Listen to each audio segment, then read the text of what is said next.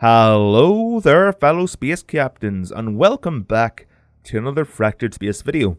Only today I will be doing something a little bit different. This will be a tutorial, one of two, on how to actually get into and play Fractured Space. So, kind of a learning video, if you will. I can understand it can be daunting at times to actually get into a game and start playing it. I mean, look at me whenever I started EVE Online. I hadn't got a fucking clue what I was doing, and to this day, I still don't have a clue what I was doing or what I'm going to do the next time I probably get the urge to even try it.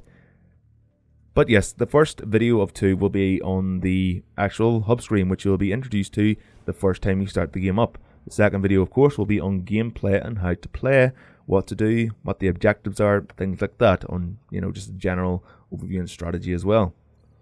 So, first little submenu we'll be looking at, the first thing you will see is the news hub. This is what Edgecase Games, who are the developer, want you to see whenever you start up the game. From just updates here, shortly just written up and pretty concise on what is new, to skins that are on sale, new ships, their Twitch channel, and of course the largest image here, what they really want to draw your attention to, the May update. So this is an update which has, of course, as it says here, introduced medals, missions, firing range, the TDS Paladin, and the Zorik Superlifter. So it's a pretty simple screen. Now, onto the hangar. The hangar is a bit more interesting. This is where you will see your ships and, well, where you can outfit them and research other ships, buy other ships, that type of thing. So let's get over to the shipyard.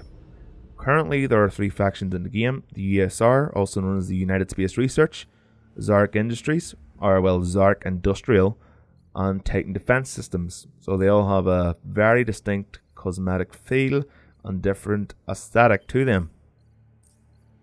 So USR are kind of what NASA would actually look like if they got into space at some point in the next century. They look like they're actual satellites, like this thing could open up to be a satellite with a bridge for some reason. And then we have Zarek, which kind of looks like a lot of ships just thrown together with some scaffolding, as you can see. And next, my favorite faction in the game, we have the TDS, kind of the more futuristic faction in the game. Very cool looking ships, very advanced, and they're pretty awesome. So the way you go about getting each of these ships, or well, the way you navigate each faction is that each faction earns their own experience. So you get experience for the ESR, for the Zarek, and for TDS. But the credits work for everything. So if you want a ship, let's say I wanted to buy the Displacer, I'd have to grind out 37,440 experience for it. Okay?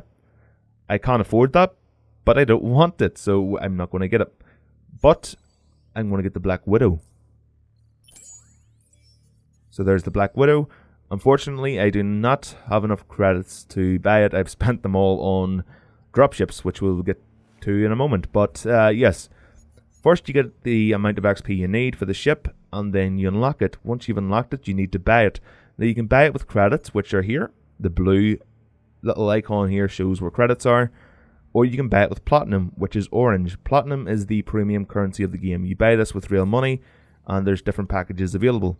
Of course, cheaper ones to the, well, downright really expensive ones. So there's that. So once you actually grind out a ship and get the XP, as I just said, you can pay with it with credits or with Platinum. Whatever you decide to do, whichever is easier for you. And you can go down the tree where things get more expensive, of course, as they would, in both experience and in credits or Platinum. So you can do this with any of the three factions. Now all the ships are actually different. Each ship in the game has a very distinct playstyle, and no two ships are the same, of course, unless you're talking about the Azrael Reaper and the Revenant Reaper. So yes, there's that. So a ship like the Interceptor is going to play entirely different to the Reaper, because they're both attack craft, but they're not the same ship. The Leviathan will not play like the Zarek Venture. They're both two large ships, but they don't play the same. So let's actually look at the loadout for a ship. Let's take a look at the loadout for the ESR Disruptor, which is a support vessel. So here is your loadout, and also different loadout upgrades. I'll just say upgrades for the sake of argument. These aren't just base across the board upgrades though, which I'll get to in a moment. But here you can see all the abilities your ship currently has. You have a blaster, which is your default weapon. Disarm, which is on your right mouse button. Detect slow, jump to ally, repair drones, and engine isn't really important. It just lets you know what kind of engine you have equipped, or well, by default really. But then we move on to the associated upgrades, which aren't really upgrades, they're just for a different playstyle depending on how you like to play. So here we have the blaster. Let's say this fires at medium speed. Then we get the faster blaster, which of course fires faster, and it has an awesome name. It sounds like something out of an anime.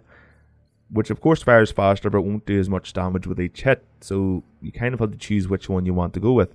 And then you have the ripple blaster, which fires faster. Well, not in this case, but most of the loadout cases, it will fire slower and less shots, but the shot that does land does more damage. So slower, but more damage with each shot. And then you have the interesting ones, which are not just kind of stat changes. You have things like this. So I can go with Disarm, which stops all the weapon systems on an enemy ship if the shot lands. And if I don't want to go with that, then I can go with Ability Shutdown, which stops all their utility abilities. Utility abilities are like shielding yourself, healing allies, things like that. And then you can disable them, which of course stops their movement. So you really have to choose which loadout you want to go with and which one suits your playstyle. Now it is really simple to actually navigate this little menu once you get the hang of things, but I suppose that's the way of all things. And something I forgot to mention is that there's 4 different types of ship in the game. We've got, let me just take a look here. Where am I? Yes, we've got support ships. And, well, there's 2 different types of support, I should say. There's more Healy support, such as the Paladin and Protector. And then there's other types of support, such as the Sentinel, Equalizer, and Basilisk, which pay they take a more active role in battle. The Equalizer are used to distract the enemy and go around their back lines. And the Sentinel is used to actually... it's pretty much the same thing. I don't really play the Sentinel, but the Equalizer is used also to give your team members a buff in speed. The Basilisk is used to support your allies and bring in targets for them and disrupt the enemy. So support is a very broad term. So each ship, and I mean there's support for all the factions in the game. Although currently Zarek have the fewest with 1. Then again, so does ESR. I just had a brain fart. Can't believe I forgot that, honestly. But yes, it's pretty damn simple to navigate. You've got support, and then you've got attack craft, of course, like the Reaper and the Interceptor, as I used as an example earlier. Then you've got the heavy defense. You'll see a little shield here with 3 cogs around it. That is heavy defense. These are ships that can take quite a pounding, and some of them dish it out. So let's have a look at my favorite ship in the game currently. The Gladiator. You can tell why I like it, can't you? I mean, just look at the amount of guns in this thing. But there are other ships that look pretty awesome with all their guns. I mean, look, here's the Destroyer.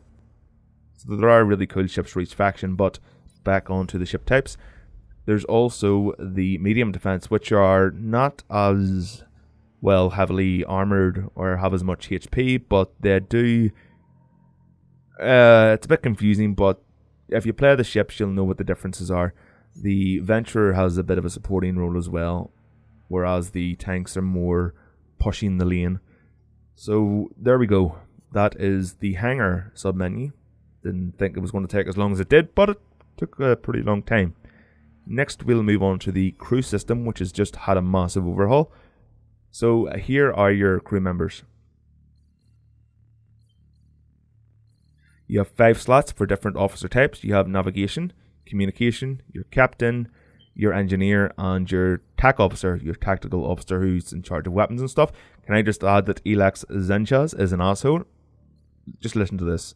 My name is Elax Zenchas, tactical officer, planner, and gentleman of the jump lanes. We'll move on.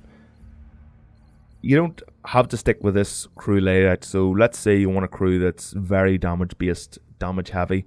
Then you unlock crew members via the dropship system, which I'll get onto in a moment. But here are all the crew members that you can unlock. You can see that I have very few of them, as the update was only a couple of days ago. So there are many different crew members you can switch out. So there are multiple tactical officers, multiple engineers, multiple comms, and multiple navigation officers, as well as captains. So let's say I don't want Matsuka, although he's pretty damn awesome. I can switch to, let me just see here, the Mighty Jingles. There's also a YouTuber, if you didn't know. Well, if you didn't know, that's pretty much why. And, well, there you go. That's pretty much the gist of the crew. Now, I have to say that there are different crews for different things, so depending on your playstyle again, you can get a crew that's really, really good for supporting. You can get a crew that really increases the defensive capabilities of your ships, your tanky ships, or you can get a crew, of course, that's very good on the offensive side of things. But let's move on to the store and take a look at the dropships, which you will be getting new crew members in, if you're lucky enough. I'm not that lucky, unfortunately. So let's take a look. So here is where you can buy your premium currency again, if you want to do that. Here's the featured menu, where it will show you what's new, what's on sale, and of course, well, packages or finder packs.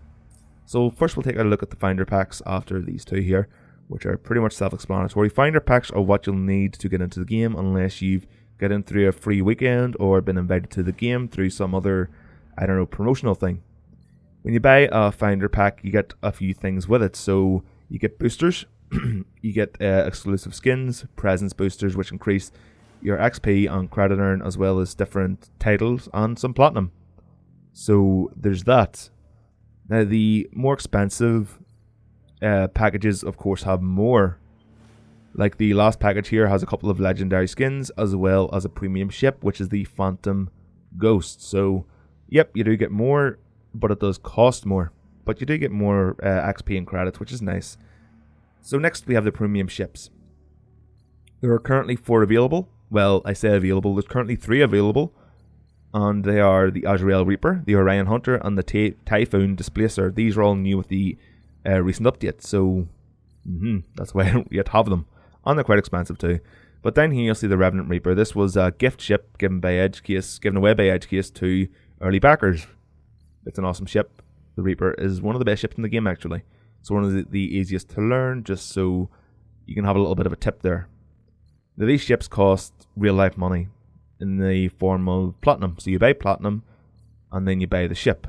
Now these ships do get plus 10% XP and credit bonuses for games, so they're nice for grinding out XP for a certain faction, or grinding out the credits needed for the ships, crew members, stuff like that. So they have multiple uses, and they're also very good ships that have been chosen. The Azrael Reaper are very good on the offensive, the Orion Hunter as well, and the Typhoon Displacer is good in the offensive as well as just pissing off the enemy. Next we have skins. This is more or less a cosmetic thing, and you buy these with real life money as well in the form of platinum.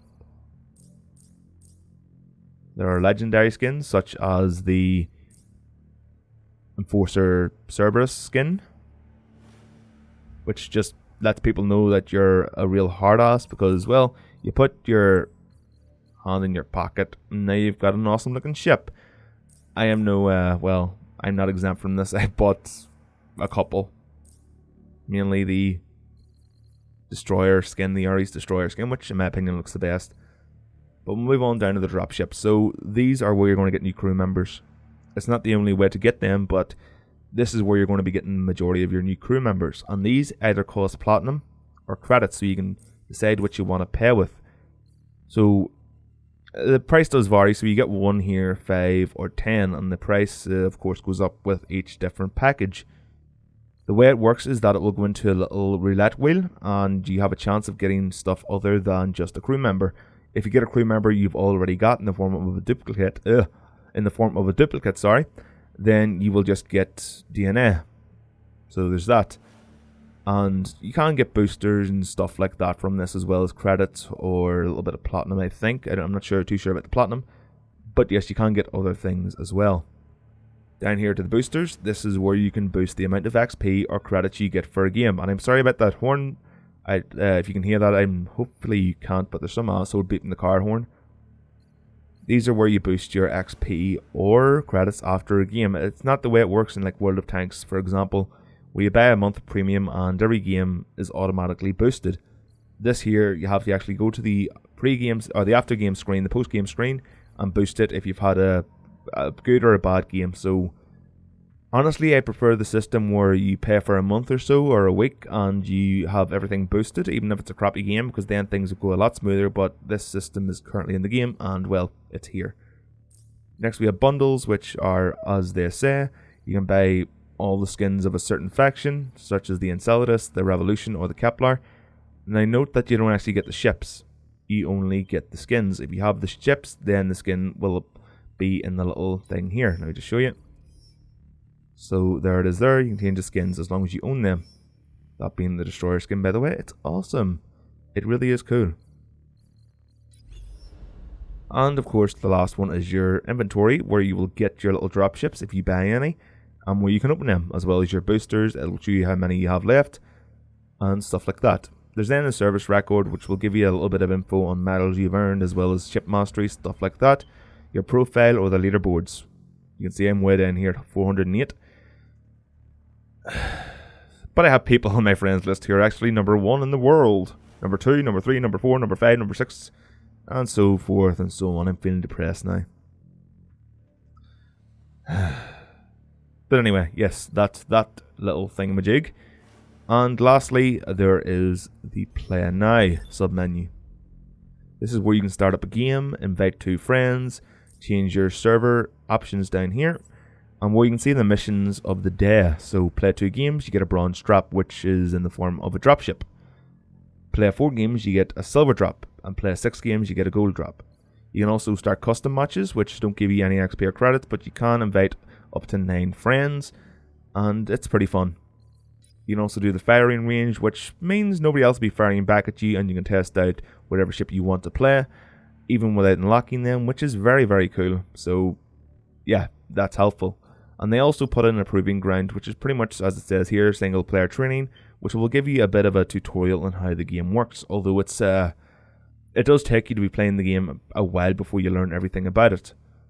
The tutorial does give you some incentive to actually continue playing in the form of platinum, experience boosters, DNA, and crew template slots. Or starter crew, sorry. So there's that. And well, that's pretty much everything. Yep, that's everything.